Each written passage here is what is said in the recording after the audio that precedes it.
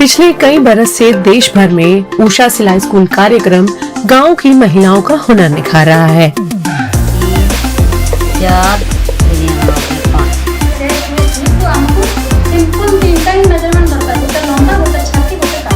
उन्हें सिलाई कढ़ाई सिखाकर रोजगार दे रहा है ताकि वो आत्मनिर्भर, आत्मविश्वासी और सशक्त बन सके।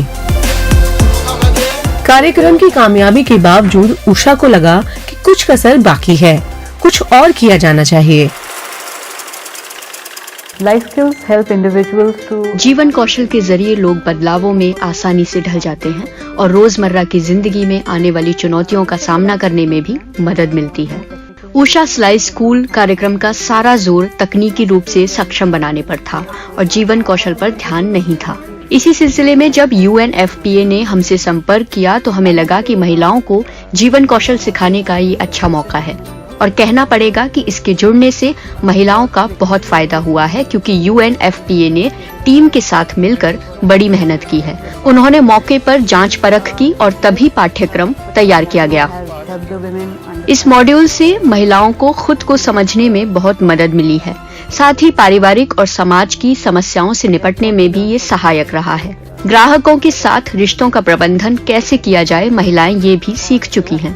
जीवन कौशल मॉड्यूल से उन्होंने रहन सहन में बेहतर सफाई भी सीखी, जिससे अब वो बेहतर और ज्यादा सेहतमंद जिंदगियां बसर कर रही हैं।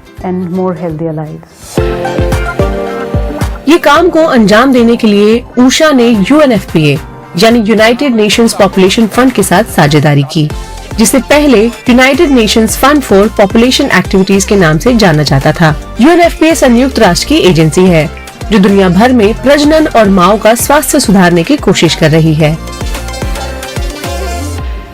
UNFPA या यूनाइटेड नेशन पॉपुलेशन फंड संयुक्त राष्ट्र की मुख्य एजेंसी है जो गर्भ से जुड़े मुद्दों पर काम करती है। लक्ष्य है कि हर गर्भ की केंद्र हो, हर जन्म सुरक्षित हो और सभी युवा प्रतिभाओं को पनपने का मौका मिले, सभी को उनके अधिकार मिले और फैसले करने का हक हो। ये सुनिश्चित कर UNFPA महिलाओं की सेहतमंद और कारगर जिंदगी बिताने की गुंजाइशों को बढ़ाती है। सारे सही जवाब हैं। आमतौर पर माहवारी 3 से 7 दिन तक होता है और कभी उषा और UNFPA की साझेदारी ग्रामीण भारत की महिलाओं के लिए जीवन कौशल का विकास करने के लिए थी, जिससे इन महिला उद्यमियों को उषा के सिलाई स्कूल में मिलने वाले प्रशिक्षण में 16 घंटे और जुड़ गए। ये कार्यक्रम लागू करने के लिए UNFPA के सहयोगी प्रवाह और कम्युनिटी ने सामग्री के विकास का काम किया और इसके लिए आर्थिक सहायता UNFPA ने दी। प्रवाह एक लाभ निरपेक्ष यानी नॉन प्रॉफिट संस्था है, जिसका उद्देश्य युवाओं में सामुदायिक कार्रवाई के जरिए निजी नेतृत्व और सामाजिक जिम्मेदारी का निर्माण करना है। प्रवाह 7 लाख नौजवानों के साथ काम कर चुका है, 800 युवा सामाजिक उद्यमियों को सहारा दिया है, 1000 सहयोगी संस्थाओं की सहायता की है और 1.5 करोड़ लोगों की जिंदगियों पर असर डाला है। उषा जिस तरह का काम कर रही है उसे देखते हुए UNFPA इंडिया का उसके साथ साझेदारी करना स्वाभाविक था। हमें उषा के काम से बहुत प्रेरणा मिली है जो हमारे मिशन के साथ मेल खाता है। उषा सिलाई स्कूल बेहद मेहनत और लगन के साथ युवा महिलाओं को आर्थिक रूप से सक्षम कर रहा है। उनकी तकनीकी महारत और देश के दूर दराज इलाकों में मौजूदगी खासकर देहाती और वंचित इलाकों में काबिले तारीफ है। ये सब मिलजुल कर वो एक आदर्श साझेदार के तौर पर सामने आता है जो भारत के युवाओं खासकर महिलाओं की कामयाब कहानी लिख रहा है।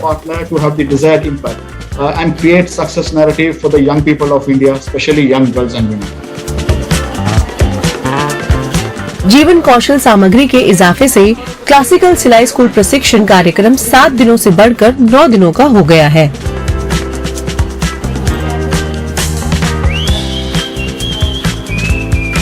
प्रशिक्षण मिलने के बाद ये महिलाएं अपने समय का सही इस्तेमाल करने के साथ साथ ग्राहकों की जरूरत समझकर उन्हें पूरा कर सकेंगी, समुदाय के बारे में समझ सकेंगी और अपनी निजी, पारिवारिक और पेशेवर आकांक्षाओं को पूरा करने की दिशा में सक्षम बनेंगी। इसी इरादे के साथ उड़ीसा, राजस्थान, बिहार और मध्य प्रदेश में ये कार्यक्रम शुरू किया गया है। एक मैप है इसका, है ना? आपको ट्राई करना है, एक एक करके सबको ट्राई करना है, जिसको आपको पार करना है। पर उससे पहले 2 मिनट लीजिए। Basically this training is for the ये प्रशिक्षण मूलत मास्टर ट्रेनर्स के लिए है जो अलग अलग ऊषा सिलाई स्कूलों में ट्रेनिंग ले रही हैं।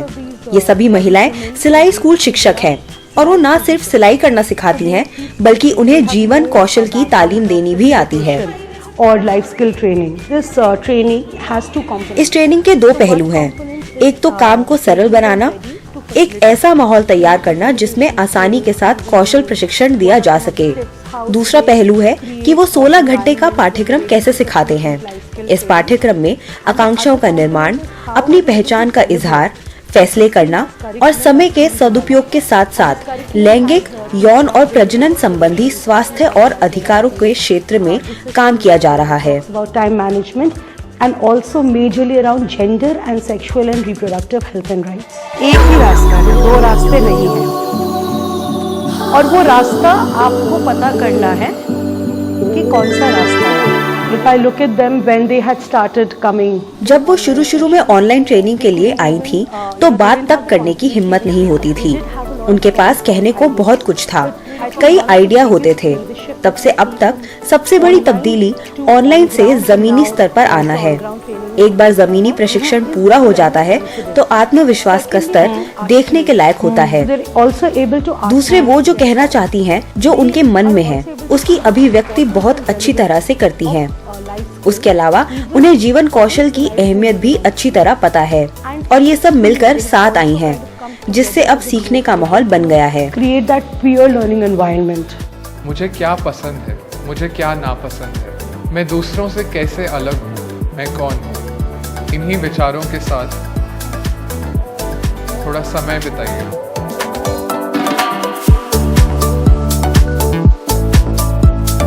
तो गहरी सांस लेते हुए अपनी आंखें खोल सकते हैं। सिलाई की इन नायिकाओं को मास्टर ट्रेनर बनाया जाएगा। महामारी के दौर में कुछ प्रशिक्षण तो वर्चुअल हुआ। ट्रेनिंग मिलने के बाद भी उनको तब तक सहारा दिया जाएगा जब तक वो खुद मास्टर ट्रेनर के तौर पर आत्मनिर्भर नहीं हो जाती। एज अ सिलाई स्कूल ट्रेनर या सिलाई स्कूल महिला होने के तौर पे मैं कैसे अपने स्टूडेंट्स के बीच में भेदभाव ना करूं, इसलिए उसको पहचानना ज़रूरी है और उससे लड़ना ज़रूरी है। मैं आशा करता हूं कि सब लोगों ने ज़्यादा नहीं तो थोड़ा थोड़ा सीखा है। पूरी तरह से प्रशिक्षित होने पर ये अपना कौशल दूसरों को सिखाएंगी। साथ ही ऊषा सिलाई स्कूल में सीखी सिलाई कढ़ाई की ट्रेनिंग भी देंगी। 4 दिन से ऊषा सिलाई स्कूल की तरफ से ट्रेनिंग ले रही हूँ।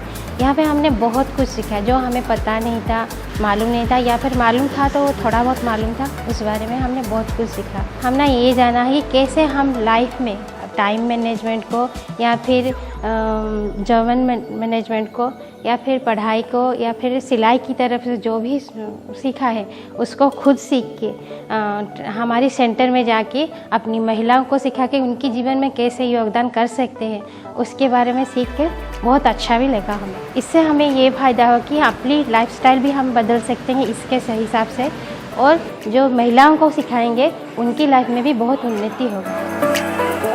कामयाब उद्यमी की शारीरिक, मानसिक और भावनात्मक रूप से स्वस्थ होने के अलावा तकनीकी कौशल में महारत, सीखने की इच्छा और लगातार नई चीजों को अपनाने की सलाहियत होना भी जरूरी है। जीवन कौशल प्रशिक्षण का मकसद ऐसे मूल्यों, रवैयों और बर्तावों को विकसित करना है जिससे सिलाई स्कूल की महिला उद्यमी अपने सपनों को साकार कर सके, उद्यमों को बेहतर कर सके और अपने समुदायों में दूसरी लड़कियों और महिलाओं को आगे बढ़ने के मौके दिलवा सके।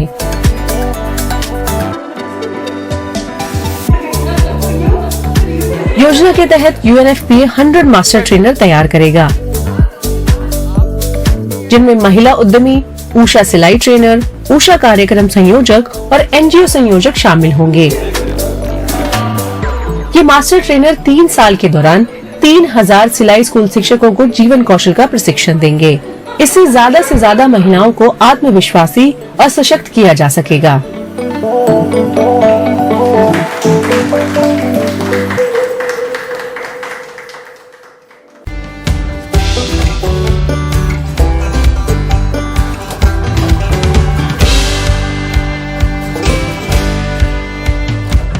पटना न सिर्फ बिहार की राजधानी है, बल्कि भारत के सबसे मशरूफ शहरों में भी उसकी गिनती होती है।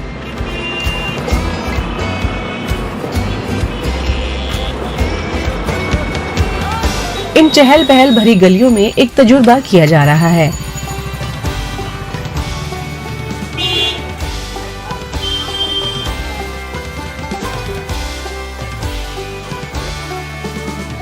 Usha United Nations population fund यानी UNFPA के साथ मिलकर ग्रामीण महिलाओं के लिए जीवन कौशल सिखाने का काम कर रही है।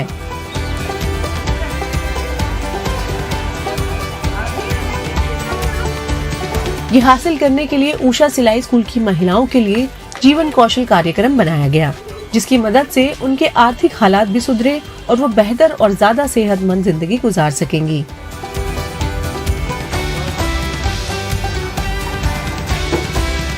श्वेता सुदर्शन ऐसी ही पहल का एक स्वरूप है।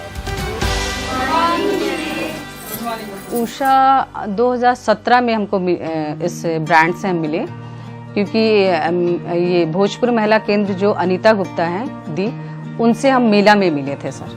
तो उनसे हम बात की और बात करने के दौरान उन्होंने हमको अच्छा रिस्पांस दिया और उन्होंने रास्ता भी बताया कि कैसे कैसे। फिर उनको हम अपना सारा प्रॉब्लम भी शेयर किए और बताएं कि दी ऐसा ऐसा प्रॉब्लम है, घर में एक हम है सिंगल अर्न करने वाले, जैसे हमको अपने भाइयों की भी पढ़ाई करानी है, अपना घर भी संभालना है और जो मेरे ऊपर भी कुछ बर्डन है जो उसको भी क्लियर करना है। तो फिर अनीता गुप्ता जो हैं उन्होंने हमको बहुत अच्छा गाइडलाइन दिया और बताया कि एक संस्था है ऊषा, जो तुम जानती होगी, जो सिलाई मशीन बनाती हैं। हम बोले हाँ मैम जानते हैं। तो उन्होंने इस संस्था से मुझे जोड़ा और फिर हमको ट्रेनिंग के लिए बुलाएं और ट्रेनिंग हमने दिया और फिर उस वजह से फिर हम लड़कियों को भी ट्रेनिंग आज दे पा रहे हैं। देखो यहाँ से यहाँ तक हमारा इंटरव्यू सही हुआ है। शुरू का सफ़र तो ये रहा कि क्योंकि मैं जहाँ से ग्रेजुएशन की हूँ एक अच्छे कॉलेज से की, पटना वुमेंस कॉलेज से, तो वहाँ से जब मैं पढ़ के निकली तो लोगों को, मेरे घर वालों को और समाज को ये था कि ये एक अच्छी जगह जॉब करेगी, ठीक है। पर जॉब करने के लिए मैं शुरू से भी इंटरेस्टेड नहीं थी सर, मुझे अपना ही बिजनेस करना था। तो जब इस बिजनेस के लिए मैंने एक छोटा सा पैम्पलेट छपवाया और जब मैं घर घर जाके दी तो हर लोगों ने पहले पैम्पलेट लिया, तो पर लेने के बाद सब कोई हंसे पहले कि ये क्या करने जा रही हो तुम, क्योंकि सिलाई से रिलेटेड या सिल के कोई बहुत आगे नहीं बढ़ा है। फिर भी हम कभी भी इस चीज़ों का सर अपने पे नहीं लिए। हाँ, पर कभी कभी मेरा मनोबल बहुत हार जाता था जब हमको बहुत इस टाइम मतलब स्ट्रगल जो करना पड़ा इसको खड़ा करने के लिए। एक सर्वेंट क्वार्टर में इस काम को स्टार्ट किया था, उसमें आके कोई अफसर आके बोल रहे हैं कि आप कैसे खोल रही हैं, इस तरह से कैसे कर रही हैं, क्योंकि मेरे पास उस टाइम जगह नहीं था और उस टाइम हम अपने घर पे भी इसको नहीं चला पा रहे थे, नहीं खोले थे, क्योंकि मेरी फैमिली जो है ज्वाइंट फैमिली है। लेकिन श्वेता ने हार नहीं मानी। साल भर में अपनी बैंक की नौकरी छोड़कर उन्होंने सिलाई सिखाना शुरू किया और ज्यादा छात्रों को जोड़ने के लिए अपने घर के पड़ोस में झुग्गियों तक में गई।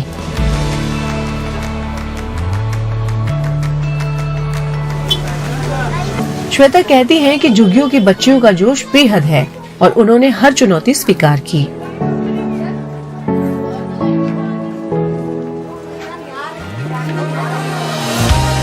स्लम की जो लड़कियां हैं उनमें एक चीज़ हमने नोटिस किया है कि अगर उनको किसी चीज़ों के लिए प्रमोट किया जाए तो वो काफ़ी लगन से करती हैं, ठीक है। ऐसा नहीं कि सोशल मीडिया से उन लोग रूबरू नहीं हैं, उन लोग सोशल मीडिया पे भी रहती हैं, जानती हैं, पर अगर वो 2 घंटे के लिए भी आती है मेरी संस्था तो वो 2 घंटा पूरा वो मेरे सेंटर पे देती हैं। वो बिल्कुल अपने दिमाग से भी अपने फिजिकली भी वो एकदम प्रेजेंट रहती है सर। और उन लोगों को क्या है कि जैसे बहुत सारे लोग उन लोगों स्लम में आते हैं, NGO वाले लोग, तो एक टाइम जैसे 7 दिन के लिए 8 दिन के लिए बस एक प्रोजेक्ट कराते हैं और फिर चले जाते हैं एक सर्टिफिकेट दे के, पर उनको आगे काम मुहैया नहीं कराते हैं। वो काम मुहैया हम उन लोगों को कराना चाहते हैं कि उनको हमेशा के लिए रोज़गार मिले और उनको एक अपना एक पहचान मिले, क्योंकि हम स्लम के हम बचपन से इस जगह से गुजारे हैं सर, तो उन लोगों के दुख को भी देख रहे हैं, उनकी तकलीफ़ को भी देख रहे हैं और उनके स्ट्रगल को भी देख रहे हैं। तो इसलिए जैसे हम खुद भी एक लड़की है, एक फीमेल है, एक अपने घर की बेटी है, तो हम चाहेंगे कि हर घर की बेटी अपने पैर पे खड़ी हो और सक्षम हो सके।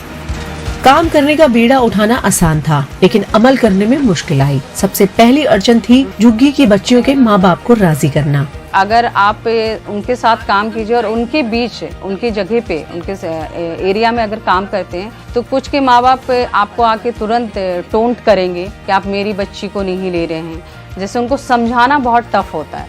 जैसे इसमें एक एज फैक्टर भी है। हम लोग आपको 15 साल के नीचे की बच्चियों को नहीं लेते हैं क्योंकि अंडर एज होती हैं और वो स्कूल से रिलेटेड होते हैं, उन लोगों को ट्रेनिंग नहीं दे सकते हैं।